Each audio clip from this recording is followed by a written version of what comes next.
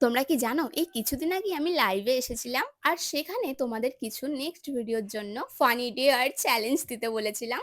আর তোমাদের দেয়া সেই চ্যালেঞ্জগুলো কমপ্লিট করার জন্যই কিন্তু আজকে সকাল সকাল বেরিয়ে গেছিলাম বাড়ি থেকে। আর এইদিকে সৌরভের আমার ভাইয়ের জামাটা খুব পছন্দ হয়, তাই ওরা রাস্তায় দাঁড়িয়ে জামা চেঞ্জ করে নেয় আর তারপরে আমরা বেরিয়ে পড়ি তোমাদের ফানি ডেয়ার গুলো কমপ্লিট করার জন্য। প্রথমেই চলে গিয়েছিলাম একটা পার্কে, বাট পার্কটা কিন্তু পুরো ফাঁকা ছিল, আমরা দুজন ছাড়া আর কেউই ছিল না বলতে পারো। তাই এখানে আমরা কিছু ভিডিওর পার্ট শুট করে বেরিয়ে পড়ি অন্য লোকেশনে, মানে বলতে পারো একটা ভিড়ভাট্টা জায়গার উদ্দেশ্যে।